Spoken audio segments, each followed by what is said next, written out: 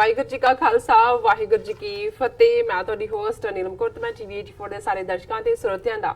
ਹਾਰਦਿਕ ਸਵਾਗਤ ਕਰਦੀ ਹਾਂ ਪ੍ਰੋਗਰਾਮ ਸੱਚੋ ਸੱਚ ਵਿੱਚ, ਜਿਹੜੇ ਇਸ ਪ੍ਰੋਗਰਾਮ ਨਾਲ ਦੇਸ਼ਾਂ ਵਿਦੇਸ਼ਾਂ ਤੋਂ ਜੁੜ ਚੁੱਕੇ ਨੇ। ਖਾਲਸਾ ਅਫੇਅਰ ਸੈਂਟਰ ਦੇ ਸੰਚਾਲਕ ਡਾਕਟਰ ਅਮਰਜੀਤ ਸਿੰਘ ਜੀ ਰੋਜ਼ਾਨਾ ਦੀ ਤਰ੍ਹਾਂ ਸਟੂਡੀਓ ਵਿੱਚ ਮੇਰੇ ਨਾਲ ਸ਼ਾਮਲ ਨੇ। ਆਓ ਨਾਲ ਮਿਲ ਕੇ ਅੱਜ ਦੇ ਅਹਿਮ ਇਸ਼ੂਜ਼ ਉੱਪਰ ਉਹਨਾਂ ਤੋਂ ਉਹਨਾਂ ਦਾ ਤਜ਼ੀਆ ਜਾਣਦੇ ਹਾਂ। ਜੀ ਡਾਕਟਰ ਸਾਹਿਬ ਵਾਹਿਗੁਰੂ ਜੀ ਕਾ ਖਾਲਸਾ ਵਾਹਿਗੁਰੂ ਜੀ ਕੀ ਫਤਿਹ। ਜੀ ਡਾਕਟਰ ਸਾਹਿਬ ਜੀਆਂ ਨੂੰ ਪ੍ਰੋਗਰਾਮ ਸੱਚੋ ਸੱਚ ਵਿੱਚ ਬਹੁਤ ਸ਼ੁਕਰੀਆ। ਜੀ ਡਾਕਟਰ ਸਾਹਿਬ ਅੱਜ 27 ਜੂਨ 2019 13 ਹਾਰਟ ਨਾਨਕਸ਼ਾਹੀ ਸੰਮਤ 551 ਦਾ ਦਿਨ ਹੈ ਤੇ ਡਾਕਟਰ ਸਾਹਿਬ ਪ੍ਰੋਗਰਾਮ ਸ਼ੁਰੂ ਕਰਨ ਤੋਂ ਪਹਿਲਾਂ ਅਸੀਂ ਹਮੇਸ਼ਾ ਤਰ੍ਹਾਂ ਆਪਣੇ ਦਰਸ਼ਕਾਂ ਤੇ ਸਰੋਤਿਆਂ ਦਾ ਸੀ ਵਿਊਅਰਸ, ਜੇ ਤੁਸੀਂ ਹੱਕ ਸੱਚ ਇਨਸਾਫ ਤੇ ਪਿਆਰਾ ਦਿੰਦਾ ਇੱਕੋ ਇੱਕ ਚੈਨਲ TV84 ਨੂੰ ਦੇਖਣਾ ਚਾਹੁੰਦੇ ਹੋ ਤਾਂ ਤੁਸੀਂ ਦੇਖ ਸਕਦੇ ਹੋ ਸਪੈਕਟਰਮ ਕੇਬਲ, ਆਰਸੀਨ cable, Bell 5 cable in Canada, roku, Jadoo box, ਸ਼ਾਵਾ, ਫੇਸਬੁੱਕ TV84 ਦੀ ਐਪ ਰਾਹੀਂ online streaming and IP box ਤੇ ਤੁਸੀਂ TV84 ਨੂੰ ਦੇਖ ਸਕਦੇ ਹੋ। ਵਿਊਅਰਸ, ਜੇ ਤੁਸੀਂ TV84 ਨਾਲ ਜਾਂ ਪ੍ਰੋਗਰਾਮ ਸੱਚੋ ਸੱਚ ਨਾਲ ਫੇਸਬੁੱਕ ਰਾਹੀਂ ਜੁੜੇ ਹੋ ਤਾਂ ਇਸ ਨੂੰ ਵੱਧ ਤੋਂ ਵੱਧ ਲਾਈਕ ਕਰੋ ਤੇ ਸ਼ੇਅਰ ਕਰੋ ਅਤੇ ਨਾਲ ਹੀ YouTube ਤੇ ਸਬਸਕ੍ਰਾਈਬ ਵੀ ਕਰੋ। ਇਹ ਵੀ ਅਸੀਂ ਆਪਣੇ ਦਰਸ਼ਕਾਂ ਨੂੰ ਦੱਸ ਦਈਏ ਕਿ ਤੁਸੀਂ TV84 ਦੀ ਐਪ ਨੂੰ ਐਂਡਰੋਇਡ ਐਂਡ ਐਪ ਸਟੋਰ ਤੇ ਡਾਊਨਲੋਡ ਕਰਕੇ TV84 ਦੀ ਜੋ ਲਾਈਵ ਸਟ੍ਰੀਮ ਹੈ ਉਸ ਨੂੰ ਤੁਸੀਂ 24 ਆਵਰਸ ਦੇਖ ਸਕਦੇ ਹੋ। Thank you so much. So keep watching TV84। ਹੁਣ ਆਪਾਂ ਆਪਣੇ ਪ੍ਰੋਗਰਾਮ ਦੀ ਸ਼ੁਰੂਆਤ ਕਰਾਂਗੇ ਅੱਜ ਦੇ ਪਹਿਲੇ ਅਹਿਮ ਇਸ਼ੂ ਦੇ ਨਾਲ। ਜੀ ਡਾਕਟਰ ਸਾਹਿਬ, ਕੀ ਵਿਚਾਰਾਂ ਨੇ ਤੁਹਾਡੀਆਂ, ਕੀ ਕਹਿਣਾ ਚਾਹੋਗੇ? ਦੇਖੋ,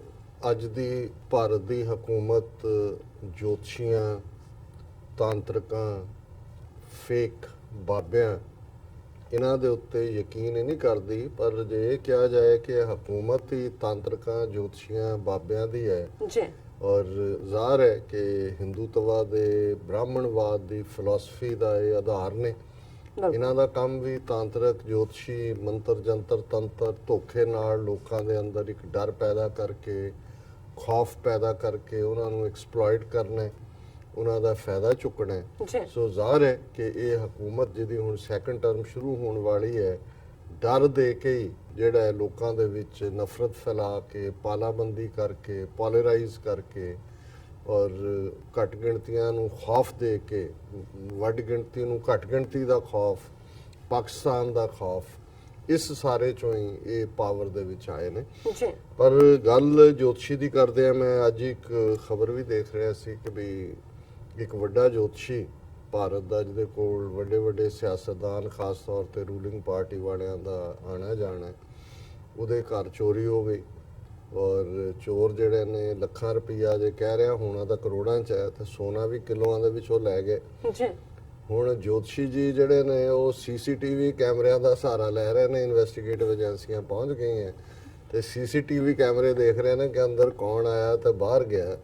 ਤੇ ਮੈਂ ਹਲਕੇ ਅੰਦਾਜ਼ ਕਿਹਾ, ਮੈਂ ਕਿਹਾ ਜੋਤਸ਼ੀ ਜਿਹੜਾ ਪਿਛਲਾ ਜਨਮ ਵੀ ਦੱਸਦਾ ਹੈ, ਅਗਲਾ ਵੀ ਦੱਸਦਾ ਹੈ, ਉਹਨੂੰ ਇਹ ਨਜ਼ਰ ਨਹੀਂ ਆਉਂਦਾ ਵੀ ਕੌਣ ਲੈ ਗਿਆ। ਵੀ ਇੰਨਾ ਹੀ ਜੋਤਿਸ਼ ਹੈ ਤਾਂ ਭਾਈ ਤੈਨੂੰ ਪਤਾ ਹੋਣਾ ਚਾਹੀਦਾ ਸੀ ਤੇਰੇ ਘਰ ਚੋਰੀ ਹੋਣ ਵਾਲੀ ਹੈ, ਤੇ ਜੇ ਹੋ ਹੀ ਗਈ ਹੈ ਤਾਂ ਇਹੀ ਦੱਸਦੇ ਵੀ ਕਿੱਧਰ ਨੂੰ ਗਿਆ। ਔਰ ਮੈਨੂੰ ਇਹ ਖਿਆਲ ਆਇਆ, ਮੈਂ ਕਿਹਾ ਕਿ ਵੀ ਇਹ ਫਰਾਡ ਦੀ ਹੈ ਲਾਈਨ। ਲੇਕਿਨ ਅਸੀਂ ਵੀ ਪ੍ਰੋਗਰਾਮ ਦੇ ਸ਼ੁਰੂ 'ਚ ਹੀ, ਜਿਹਨੂੰ ਸਾਡੇ ਲਹਿੰਦੇ ਪੰਜਾਬ ਦੇ ਪੰਜਾਬੀਆਂ ਦੇ ਕਹਿਣ ਵਾਂਗ ਵੀ ਬਿਸਮਿਲ੍ਲਾ ਹੀ ਜੋਤਸ਼ੀਆਂ ਤੋਂ ਕੀਤਾ, ਐਸੀ ਕੀ ਗੱਲ ਹੋ ਗਈ। ਕਈ ਵਾਰ ਸਿਆਸੀ ਪਿੜ ਦੇ ਵਿੱਚ ਇਹਦੇ ਲਈ ਤੁਹਾਡੇ ਕੋਈ ਵਿਦਿਆ ਨਹੀਂ ਹੈ, ਪਰ ਇਹ ਤੁਹਾਨੂੰ ਇੱਕ, ਜਦੋਂ ਤੁਸੀਂ ਆਲਾ ਦੁਆਲਾ ਔਰ ਖਾਸ ਤੌਰ ਤੇ ਮੀਡੀਆ ਨਾਲ ਤੁਸੀਂ ਜੁੜੇ ਹੋ, ਜਿਸ ਕਾਜ਼ ਨਾਲ ਤੁਹਾਡਾ ਪਿਆਰ ਹੈ, ਸਿੰਸੈਰਿਟੀ ਹੈ, ਉਹਨੂੰ ਤੁਸੀਂ ਦੇਖ ਰਹੇ ਹੋ ਔਰ ਤੁਹਾਡੇ ਨਾਲ ਜੁੜੀ ਹੋਈ ਇੱਕ ਚੰਗੀ ਟੀਮ ਜਾਂ ਤੁਹਾਨੂੰ ਪਿਆਰ ਕਰਨ ਵਾਲੇ ਲੋਕ ਜਿਹੜੇ ਉਸ ਕਾਜ਼ ਨਾਲ ਜੁੜੇ ਹੋਣ, ਉਹ ਚਾਰ ਚੁਫੇਰਿਆਂ ਨੂੰ ਜਦੋਂ ਮਹਿਸੂਸ ਕਰਦੇ ਨੇ, ਦੇਖਦੇ ਨੇ, ਤੇ ਤੁਸੀਂ ਬਹੁਤ ਕੁਝ ਮਹਿਸੂਸ ਕਰ ਸਕਦੇ ਹੋ ਕਿ ਕੀ ਵਾਪਰਨ ਵਾਲਾ ਹੈ, ਕੀ ਹੋਣ ਜਾ ਰਿਹਾ ਸਿਆਸੀ ਪਿੜ ਦੇ ਅੰਦਰ। ਬਾਕੀ ਤਾਂ ਕਿਉਂਕਿ ਅਸੀਂ ਉਹ ਸਿੱਖ ਧਰਮ ਹੋਏ, ਇਸਲਾਮ ਹੋਏ, ਈਵਨ ਕ੍ਰਿਸਚੀਅਨਿਟੀ ਵੀ, ਕਿਉਂਕਿ ਅਸੀਂ ਇਹ ਮੰਨਦੇ ਹਾਂ ਕਿ ਭਾਈ ਅਸੀਂ ਹੁਕਮ ਦੇ ਵਿੱਚ ਰਹਿਣਾ, ਰਜ਼ਾ ਦੇ ਵਿੱਚ ਰਹਿਣਾ, ਇਸ ਲਈ ਪਹਿਲਾਂ ਕੀ ਸੀ ਤੇ ਅੱਗੋਂ ਕੀ ਹੋਣਾ, ਇਹ ਸਾਡਾ ਨਾ ਹੀ ਜਿਹੜਾ ਫੀਲਡ ਹੈ ਤੇ ਨਾ ਹੀ ਇਹਦੇ 'ਚ ਜਿਹੜਾ ਉਹ ਝਾਕਣ ਦੀ ਸਾਨੂੰ ਆਗਿਆ। ਈਵਨ ਮਜ਼ਹਬੀ ਤੌਰ ਤੇ ਸਾਡੇ ਲਈ ਇਹ ਹੀ ਹੈ ਕਿ ਜੋ ਵਕਤ ਸਾਡੇ ਕੋਲ ਹੈ ਇਹਨੂੰ ਰੱਬ ਦੀ ਰਜ਼ਾ ਦੇ ਵਿੱਚ, ਹੁਕਮ ਦੇ ਵਿੱਚ ਰਹਿੰਦੇ ਆ ਜਿਹੜਾ ਜਿਉਣਾ, ਔਰ ਇਸ ਵਿਸ਼ਵਾਸ ਤੇ ਰਹਿਣਾ ਕਿ ਜੋ ਵਾਪਰਿਆ ਉਹ ਵੀ ਭਾਣੇ ਅੰਦਰ ਸੀ, ਹੁਕਮ ਅੰਦਰ ਸੀ, ਜੋ ਹੋ ਰਿਹਾ ਇਹ ਵੀ ਹੁਕਮ ਅੰਦਰ ਹੈ, ਤੇ ਜੋ ਹੋਏਗਾ ਉਹ ਵੀ ਹੁਕਮ ਅੰਦਰ ਹੋਏਗਾ। ਜੀ ਪਰ ਸਿਆਸੀ ਤੌਰ ਤੇ ਜਦੋਂ ਅਸੀਂ ਫਾਰਸਾਈਟਡਨੈਸ ਕਹਿੰਦੇ ਆ ਜਾਂ ਅਸੀਂ 47 ਤੋਂ ਪਹਿਲਾਂ ਦੇ ਦੌਰ ਦੀ ਗੱਲ ਕਰਦੇ ਆ, ਆਪਣੀ ਲੀਡਰਸ਼ਿਪ ਨੂੰ, ਸਿੱਖ ਲੀਡਰਸ਼ਿਪ ਨੂੰ ਅਹਿਮਕ ਕਹਿੰਦੇ ਆ, ਤੇ ਕਾਇਦੇ ਆਜ਼ਮ ਮੁਹੰਮਦ ਅਲੀ ਜਿੰਨਾ ਇੱਕ ਫਾਰਸਾਈਟਡ ਲੀਡਰ ਦੇ ਤੌਰ ਤੇ ਉਹਨਾਂ ਨੂੰ ਅਸੀਂ ਦੇਖਦੇ, ਤੇ ਜ਼ਾਹਰ ਹੈ ਕਿ ਇਹ ਜਦੋਂ ਤੁਸੀਂ ਜਿਨ੍ਹਾਂ ਦੇ ਨਾਲ ਤੁਹਾਡਾ ਵਾਹ ਪਿਆ ਰਿਹਾ ਹੁੰਦਾ ਹੈ ਜਾਂ ਵਾਹ ਪਿਆ ਹੁੰਦਾ ਹੈ, ਉਹਨਾਂ ਦੇ ਧੋਖੇ 'ਚ ਆਣਾ ਇਹ ਵੀ ਇੱਕ ਆਪਣੇ ਆਪ ਦੇ ਵਿੱਚ ਗੁਨਾਹ ਹੁੰਦਾ ਹੈ। ਔਰ ਇਹਦੇ 'ਚ ਕੋਈ ਸ਼ੱਕ ਨਹੀਂ ਹੈ, ਇਹ ਫਰੇਜ਼ ਵੀ ਮੈਂ ਅਕਸਰ ਇਸਤੇਮਾਲ ਕਰਦਾ ਕਿ once you fool me shame on you, twice you fool me shame on me। ਸੋ ਜ਼ਾਹਰ ਹੈ ਕਿ ਇੱਕ ਅੱਧੀ ਵਾਰੀ ਤਾਂ ਤੁਸੀਂ ਫੇਥ ਦੇ ਉੱਤੇ ਫੇਥ ਕਰਕੇ ਧੋਖਾ ਖਾ ਸਕਦੇ ਹੋ, ਪਰ ਬਾਰ-ਬਾਰ ਕਿਸੇ ਤੋਂ ਧੋਖਾ ਖਾਣਾ ਇਹ ਸਾਡੀ ਨਾਅਹਲੀਅਤ ਔਰ ਮੂਰਖਤਾ ਹੈ। ਔਰ ਇਸ ਸਾਰੇ ਚੋਂ ਅਸੀਂ ਇਹ ਦੇਖਦੇ ਹਾਂ, ਸਿਆਸੀ ਜੇ ਮਾਹੌਲ ਦੀ ਗੱਲ ਕਰੀਏ, ਕਿ ਅਸੀਂ ਅਜੇ ਕੱਲ੍ਹ ਹੀ ਇਹ ਜ਼ਿਕਰ ਕਰਕੇ ਹਟੇ ਕਿ ਕਿਵੇਂ ਭਾਰਤ ਦੇ ਵਿੱਚ ਉਹਨਾਂ ਦਾ ਨੈਸ਼ਨਲ ਸਿਕਿਉਰਿਟੀ ਐਡਵਾਈਜ਼ਰ ਦੇ ਨਾਂ ਥੱਲੇ ਹੁਣ ਫੁੱਲ ਫਲੈਜਡ ਕੈਬਨਿਟ ਮਿਨਿਸਟਰ ਵੀ ਰੈਂਕ ਦਾ, ਔਰ ਜਿਹਨੇ ਪਿਛਲੇ ਸਾਰੇ 10-15 ਸਾਲ 'ਚ ਸਭ ਕੁਝ ਹੀ ਘੁਮਾਇਆ, ਫੌਜ ਦਾ ਚੀਫ ਵੀ ਉਹਦਾ ਨੋਮੀਨੇਟ ਕੀਤਾ ਹੋਇਆ, ਔਰ ਹੁਣ ਰਾਅ ਔਰ ਆਈਬੀ ਦੇ ਜਿਹੜੇ ਮੁਖੀ ਲਾਏ ਗਏ ਨੇ, ਰਾਅ ਦਾ ਖਾਸ ਤੌਰ ਤੇ ਸਾਮੰਤ ਗੋਇਲ। ਔਰ ਇਸ ਸਾਰੇ ਦੇ ਨਾਲ ਅਸੀਂ ਇਹ ਵੀ ਡਿਸਕਸ ਕੀਤਾ ਵੀ ਇਹੀ ਸਾਮੰਤ ਗੋਇਲ ਹੈ ਜਿਹੜਾ ਪੰਜਾਬ ਦੇ 1984 ਆਈਪੀਐਸ ਕਾਡਰ ਦਾ, ਔਰ ਇਹ 80ਵੇਂ ਔਰ 90ਵੇਂ ਦੇ ਵਿੱਚ 2004 ਤੱਕ ਪੰਜਾਬ ਦੇ ਵਿੱਚ ਰਹੇ, ਜਿਹੜੀ ਸਿੱਖ ਖਾੜਕੂ ਲਹਿਰ ਨੂੰ ਜਿਵੇਂ ਉਹਦੇ 'ਚ ਇਨਫਿਲਟਰੇਟ ਕੀਤਾ ਗਿਆ, ਬਲੈਕ ਕੈਟ ਫਿਨੋਮੀਨਾ ਲਿਆਂਦਾ ਗਿਆ, ਉਸ ਵੇਲੇ ਪੰਜਾਬ 'ਚ ਇੰਟੈਲੀਜੈਂਸ ਦਾ ਜਿਹੜਾ ਹੈੱਡ ਸੀ ਓਪੀ ਸ਼ਰਮਾ ਸੀ, ਬਾਅਦ ਦੇ ਵਿੱਚ ਉਹਨੂੰ ਡਾਇਰੈਕਟਰ ਜਨਰਲ ਪੁਲਿਸ ਵੀ ਲਾਇਆ ਗਿਆ। ਸੋ ਕੇਪੀ ਗਿੱਲ ਵਰਗਾ ਗਧਾ ਜਿਹੜਾ ਹੈ ਉਹ ਤਾਂ ਖੋਤਾ ਖੜਾ ਕੀਤਾ ਹੋਇਆ ਸੀ, ਸ਼ਰਾਬ ਪਿਆ ਕੇ ਸਾਰਾ ਦਿਨ ਅਲਕੋਹਲਿਕ ਹੋਇਆ ਔਰ ਉਹਨੂੰ ਤਾਂ ਮੁੰਡੇ ਮਾਰਨ ਦਾ ਕੰਮ ਦਿੱਤਾ ਹੋਇਆ ਸੀ। ਜਿਹੜੀ ਬੈਕ ਤੇ ਬੈਠ ਕੇ ਜਿਹਨੂੰ ਰਨ ਕਰ ਰਹੀ ਸੀ ਇੰਡੀਅਨ ਏਜੰਸੀ ਰਾਅ ਵੀ ਔਰ ਇੰਟੈਲੀਜੈਂਸ ਬਿਊਰੋ ਵੀ, ਜਿਹਨੇ 'ਚ ਜ਼ਾਹਰ ਹੈ ਮਲੋਏ ਧਰ ਇੰਟੈਲੀਜੈਂਸ ਬਿਊਰੋ ਦਾ ਚੀਫ, ਉਹਦੇ ਆਪਣੇ ਕਹਿਣ ਮੁਤਾਬਕ ਵੀ ਜਿਹੜੀ ਕਿਤਾਬ ਉਹਨੇ ਓਪਨ ਸੀਕ੍ਰੇਟਸ ਲਿਖੀ ਹੈ ਉਹਦੇ 'ਚ ਉਹਦਾ ਕੀ ਰੋਲ ਸੀ, ਔਰ ਓਪੀ ਸ਼ਰਮਾ ਜਿਹੜਾ ਕੇਪੀ ਗਿੱਲ ਤੋਂ ਬਾਅਦ ਜਿਹੜਾ ਉਹ ਪੰਜਾਬ ਡਾਇਰੈਕਟਰ ਜਨਰਲ ਪੁਲਿਸ ਵੀ ਬਣਿਆ, ਔਰ ਇਹ ਗੋਇਲ ਜਿਹਦਾ ਨਾਂ ਬੇਸ਼ੱਕ ਬਹੁਤਿਆਂ ਨੂੰ ਲੱਗਦਾ ਵੀ ਹੁਣੇ ਆਇਆ, ਪਰ ਜਿਹੜੇ ਇਨਸਾਈਡਰ ਸੀ ਉਦੋਂ ਵੀ ਉਹ ਜਾਣਦੇ ਸੀ ਕਿ ਇਹ ਥੋੜਾ ਲੋ ਲਾਈ ਕਰਨ ਵਾਲਾ, ਲੇਕਿਨ ਕਿਉਂਕਿ ਅਜੀਤ ਡੋਵਲ ਉਦੋਂ ਇੰਟੈਲੀਜੈਂਸ ਬਿਊਰੋ ਲਈ ਕੰਮ ਕਰਦਾ ਸੀ, ਸੋ ਇਹ ਜਿਹੜਾ ਦਰਬਾਰ ਸਾਹਿਬ ਤੇ ਹਮਲੇ ਤੋਂ ਬਾਅਦ ਜਿਹੜਾ ਦੂਸਰਾ ਹਮਲਾ ਬਲੈਕ ਥੰਡਰ ਦੇ ਨਾਂ ਥੱਲੇ ਜਿਹਦੀ ਜ਼ਿੰਮੇਵਾਰੀ ਅਜੀਤ ਡੋਵਲ ਨੇ ਲਈ ਹੋਈ ਹੈ, ਉਹਦੇ 'ਚ ਵੀ ਇਸ ਬੰਦੇ ਦਾ ਰੋਲ ਸੀ। ਔਰ ਕਿਸ ਹੱਦ ਤੱਕ ਕਰਪਸ਼ਨ ਔਰ ਦੂਸਰੀ ਰਹੀ ਉਹ ਅਸੀਂ ਸਹੀ ਸੈਗਮੈਂਟ 'ਚ ਗੱਲ ਕਰਾਂਗੇ, ਪਰ ਅਸੀਂ ਜਦੋਂ ਇਹਨਾਂ ਅਪਾਇੰਟਮੈਂਟਸ ਨੂੰ ਵੀ ਦੇਖਿਆ, ਇਹਦੇ ਨਾਲ ਹੀ ਜਿਵੇਂ ਇਸ ਵਾਰ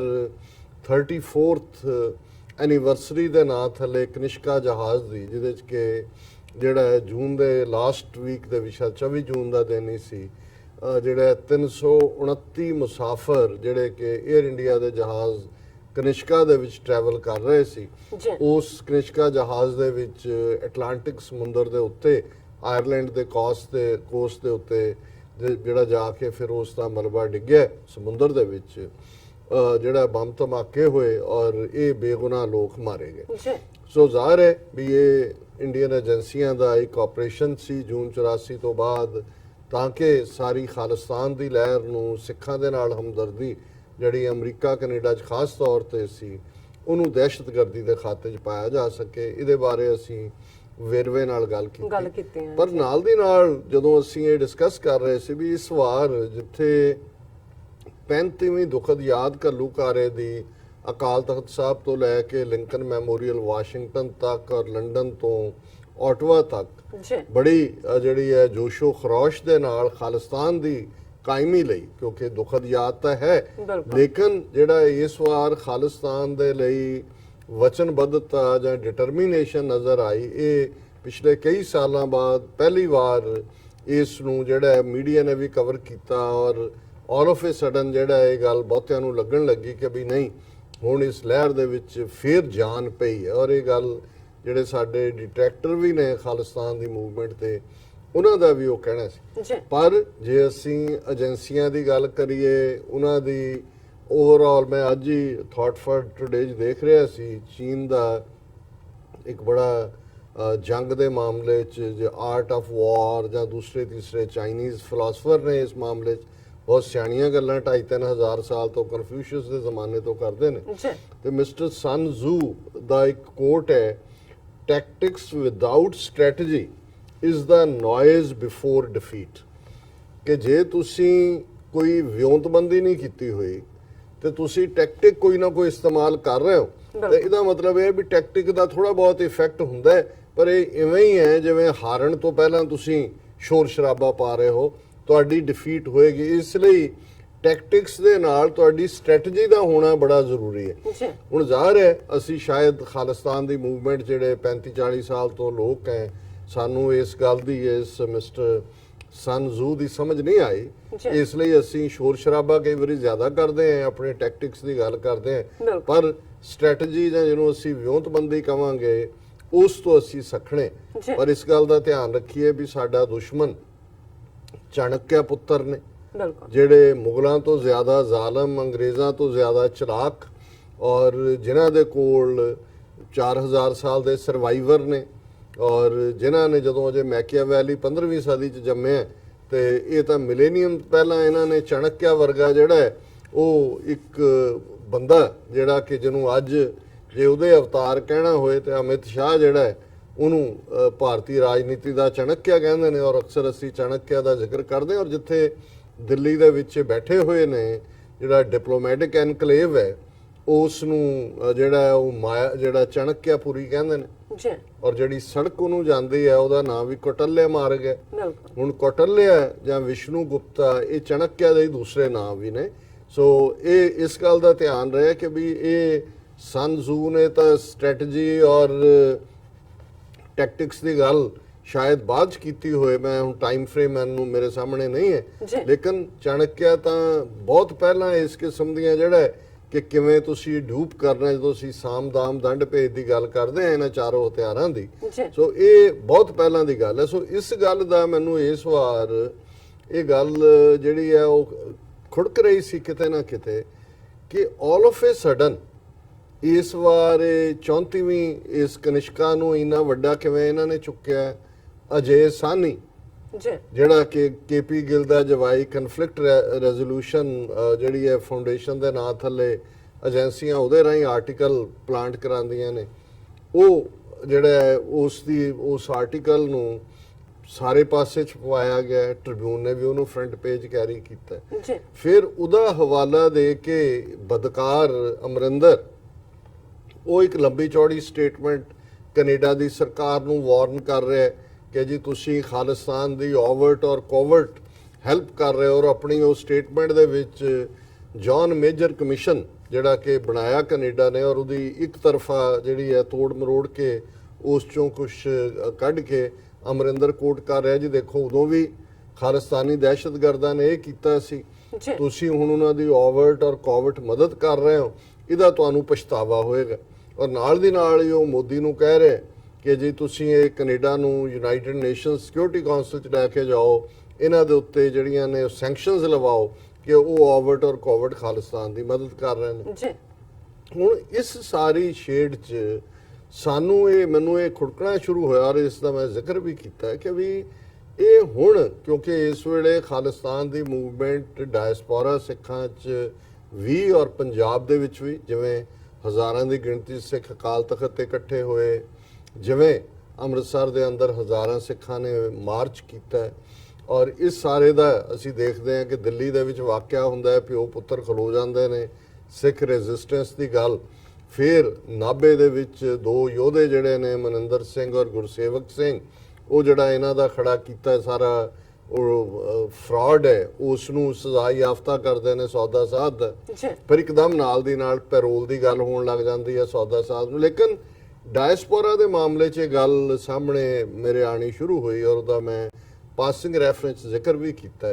ਕਿ ਇਹ ਹੁਣ ਸਿੱਖਾਂ ਦੀ ਇਸ ਆਜ਼ਾਦੀ ਲਹਿਰ ਨੂੰ, ਖਾਲਿਸਤਾਨ ਦੀ ਲਹਿਰ ਨੂੰ ਦਬਾਉਣ ਦੇ ਲਈ ਕੋਈ ਨਾ ਕੋਈ ਦਹਿਸ਼ਤਗਰਦੀ ਦਾ ਕਾਰਾ ਕਰ ਸਕਦੇ ਨੇ, ਔਰ ਇਸ ਨੂੰ ਇਹ ਸਿੱਖਾਂ ਦੇ ਖਾਤੇ 'ਚ ਪਾ ਕੇ ਇੱਕ ਵਾਰ ਫੇਰ ਜਿਹੜਾ ਉਹ 85 ਵਾਲਾ ਦੁਹਰਾ ਕਰ ਸਕਦੇ ਨੇ। ਜਦੋਂ ਅਸੀਂ ਇਹ ਕਿਹਾ ਤੇ ਸਾਨੂੰ ਸੀ ਕਿ ਵੀ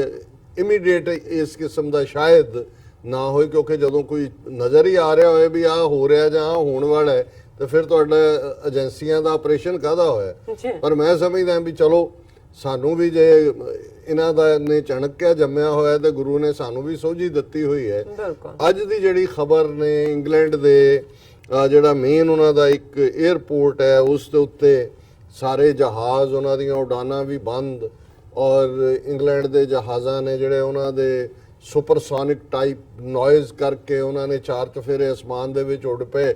ਕਿਉਂਕਿ 에ਅਰ ਇੰਡੀਆ ਦੀ ਜਿਹੜੀ ਹੈ flight number air India flight ਜਿਹੜੀ ਕਿ ਉੱਥੋਂ ਤੁਰ ਕੇ Bombay,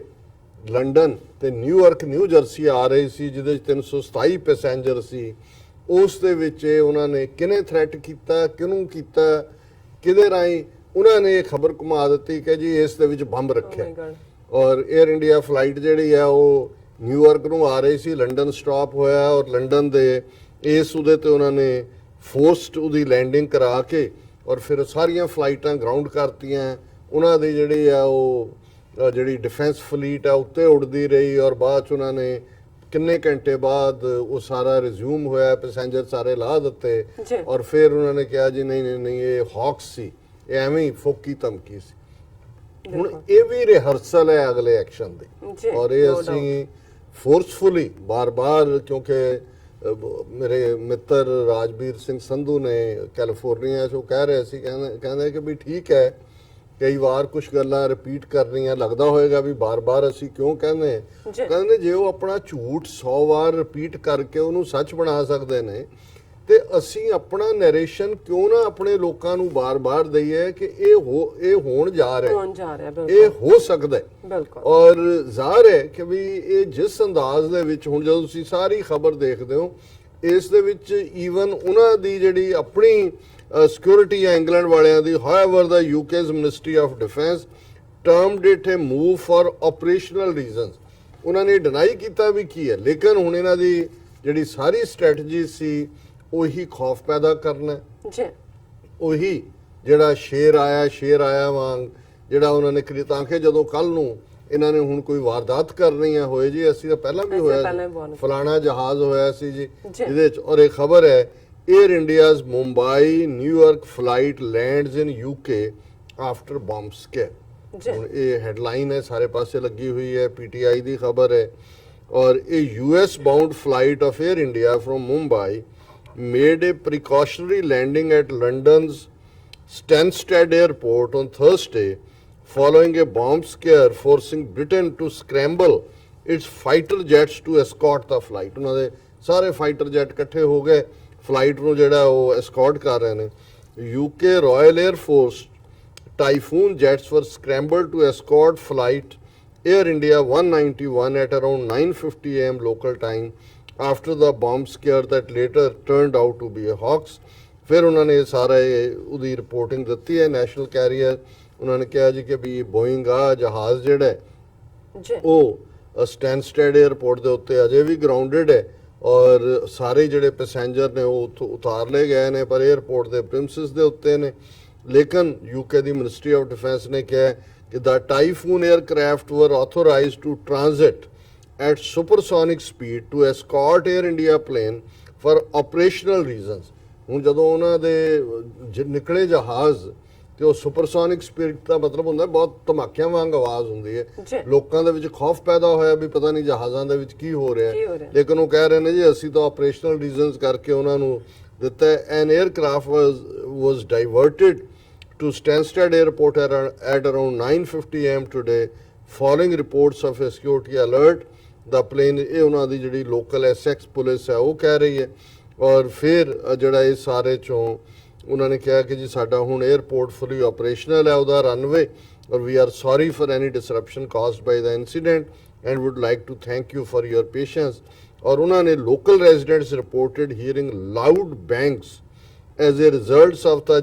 result of the jets being scrambled। ਔਰ ਇਹਦੇ ਨਾਲ ਜਿਹੜਾ ਸੁਪਰਸੋਨਿਕ ਸਪੀਡ ਦੇ ਉੱਤੇ ਉਹ ਜੈਟ ਤੁਰੇ। ਹੁਣ ਜ਼ਾਹਰ ਹੈ ਕਿ ਇਹ ਆਪਣੇ ਆਪ ਦੇ ਵਿੱਚ ਉਹਨਾਂ ਨੇ ਇੱਕ ਹੌਕਸ ਜਿਹੜਾ ਉਸ ਨੂੰ ਰਿਐਲਿਟੀ ਦੱਸ ਕੇ ਜਿਵੇਂ ਇੱਕ ਸਕੇਅਰ ਪੈਦਾ ਕੀਤਾ। ਬਿਲਕੁਲ ਇਹ ਰਿਆਜ਼ ਕੀਤਾ, ਉਹਨਾਂ ਨੇ ਰਿਹਰਸਲ ਕੀਤੀ ਹੈ, ਔਰ ਨਜ਼ਰ ਆ ਰਿਹਾ ਹੈ ਕਿ ਕੁਛ ਨਾ ਕੁਛ ਖਤਰਨਾਕ ਇਹ ਜਿਹੜਾ ਗੋਇਲ ਨਵਾਂ ਬਣਾਇਆ ਰਾ ਚੀਫ, ਔਰ ਜਦੋਂ ਅਸੀਂ ਕੱਲ ਇਹਦਾ ਗੋਇਲ ਦਾ ਮੈਂਸ਼ਨ ਕੀਤਾ ਅਸੀਂ ਤਾਂ ਉਹਦਾ ਰੋਲ ਪੰਜਾਬ ਦੀ ਮਿਲੀਟੈਂਸੀ ਦੇ ਹਵਾਲੇ ਨਾਲ ਹੀ ਦੱਸਿਆ ਜੀ, ਔਰ ਕੁਦਰਤੀ ਸੀ ਕਿ ਕਿਉਂਕਿ ਅਜੀਤ ਡੋਵਲ ਇੰਟੈਲੀਜੈਂਸ ਬਿਊਰੋ 'ਚ ਸੀ, ਉਹ ਵੀ ਪੰਜਾਬ 'ਚ ਜਿਹੜਾ ਸਿੱਖ ਜਵਾਨੀ ਦੀ ਪੂਰੀ ਨਸਲਕੁਸ਼ੀ ਕਰ ਰਿਹਾ ਸੀ। ਲੇਕਿਨ ਈਵਨ ਪੈਸੇ ਜਾਂ ਕਰਪਸ਼ਨ ਦੇ ਮਾਮਲੇ 'ਚ ਕਿਵੇਂ ਅਜੀਤ ਡੋਵਲ ਔਰ ਇਹ ਜਿਹੜਾ ਗੋਇਲ ਹੈ ਇਹ ਔਰ ਇਹਨਾਂ ਦਾ ਫਿਰ ਜਿਹੜਾ ਗੁਰੂ ਕੰਟਾਲ ਹੈ prime minister office Narendra Modi, ਉਹ ਕਿਵੇਂ ਇਨਵੋਲਵ ਨੇ। ਅੱਜ ਇੱਕ ਸਟੋਰੀ ਜਿਹੜੀ ਕਿ ਬੜੀ ਪ੍ਰੋਮੀਨੈਂਟਲੀ ਜਿਹੜੀ ਹੈ ਉਹ ਆਈ ਹੈ, ਉਸ ਦੇ ਵਿੱਚ ਉਹਦਾ ਹੈਡਿੰਗ ਇਹ ਹੈ, Samant Goel Modi's pick as new ਰਾ chief brings taint of CBI probe to spy agency। ਉਹਨੇ ਕਿਹਾ ਵੀ ਅੱਜ ਤੱਕ ਕੋਈ ਵੀ ਬੰਦਾ ਰਾਹ ਦਾ ਚੀਫ ਐਸਾ ਨਹੀਂ ਆਇਆ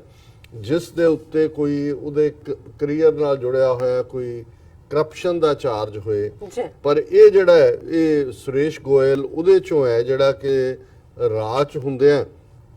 ਦਾ Moeen Qureshi money laundering case ਸੀ, ਜਿਹਦੇ 'ਚ ਕਿ ਜ਼ਾਹਰ ਹੈ ਕਿ ਇਹ ਬੀਫ ਐਕਸਪੋਰਟਰ ਨੇ ਦੋਨੋਂ, ਔਰ ਇਹਨਾਂ ਦੇ ਨਾਲ ਪ੍ਰਸਾਦ ਬ੍ਰਦਰਸ ਔਰ ਮੋਦੀ ਦੇ ਆਫਿਸ ਰਾਹੀਂ ਅਜੀਤ ਡੋਵਲ ਦੇ ਬਿਹਾਫ ਦੇ ਉੱਤੇ ਇਹ ਗੋਇਲ ਇਹਨਾਂ ਨਾਲ 5 ਕਰੋੜ ਦਾ ਇਹਨੇ ਸੌਦਾ ਕੀਤਾ ਸੀ ਕਿ ਉਹਨਾਂ ਦੇ ਖਿਲਾਫ ਜਿਹੜੀ CBI ਪ੍ਰੋਬ ਹੈ ਉਹਨੂੰ ਡਾਇਲੂਟ ਕੀਤਾ ਜਾਏਗਾ। ਔਰ ਇਹ ਜਿਹੜੀ WhatsApp ਦੇ ਉੱਤੇ ਇਹਦੀ ਸਮੰਤ ਗੋਇਲ ਦੀ ਔਰ ਪ੍ਰਸਾਦ ਬ੍ਰਦਰ ਜਿਹੜੇ ਬਾਹਰ ਬੈਠੇ ਨੇ ਉਹਨਾਂ ਦੀ ਜਿਹੜੀ ਕਨਵਰਸੇਸ਼ਨ ਸੀ ਉਹ CBI ਦੇ ਕੋਲ ਆ ਗਈ, ਔਰ ਜ਼ਾਹਰਾ ਤੌਰ ਦੇ ਉੱਤੇ ਇਸ ਬੰਦੇ ਨੇ ਫਿਰ ਕਿਵੇਂ ਜਿਹੜਾ ਈਵਨ ਜਿਹੜਾ CBI ਦਾ ਹੈੱਡ ਸੀ ਉਸ ਵੇਲੇ ਦਾ ਆਲੋਕ ਵਰਮਾ, ਉਹਨੂੰ ਕਿਵੇਂ ਰਾਤੋਂ ਰਾਤ ਸਾਰੀ ਇਨਵੈਸਟੀਗੇਟਿਵ ਟੀਮ ਵੀ ਬਦਲੀ ਇਸ ਕੇਸ ਦੀ ਮਨੀ ਲਾਂਡਰਿੰਗ ਦੇ ਵਿੱਚ ਜਿਹੜਾ ਇਨਵੋਲਵ ਸੀ, ਔਰ ਜਿਹੜਾ ਉਹਦਾ ਡਿਪਟੀ ਸੀ ਆਲੋਕ ਵਰਮਾ ਦਾ CBI ਦੇ mister Rakesh Asthana,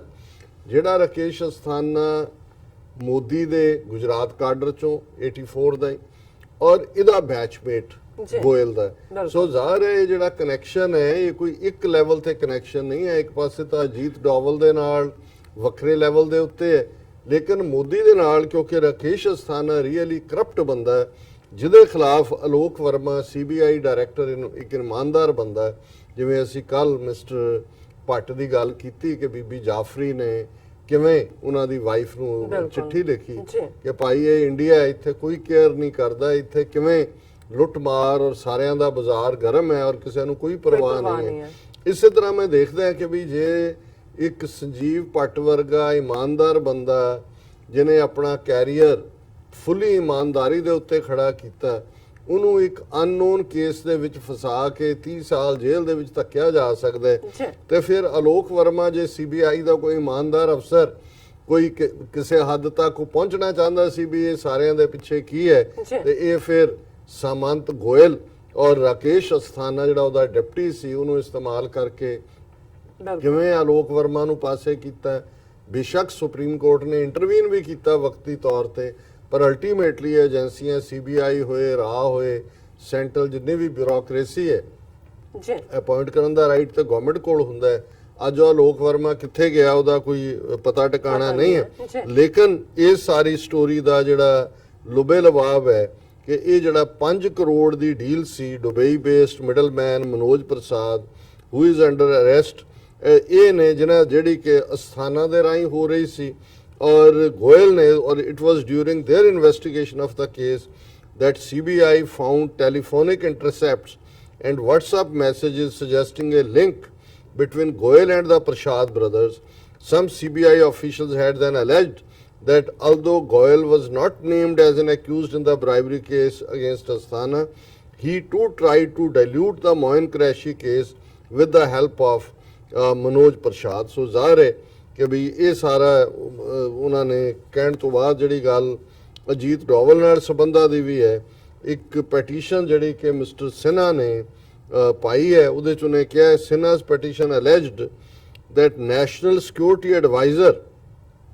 Ajit Doval too had close ties with Prasad brother ਜਿਹੜੇ 5 ਕਰੋੜ ਦੀ ਜਿਹੜਾ ਸੌਦਾ ਕਰ। He alleged that Doval intervened in the case to ensure that the mobile phones of Asthana and one DSP Devinder Kumar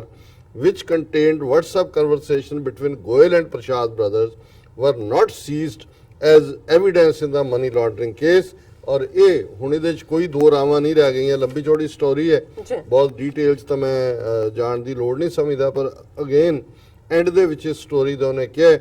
ਕਿ ਵੀ ਇਹ Goel is said to have close ties with national security adviser Ajit Doval. ਇਹ CBI official had told The Wire, ਇਸ story The Wire publication 'ਚ ਹੈ, then that the Raj Charter forbids it from interfering in domestic matters and that Goyal's intervention in the CBI case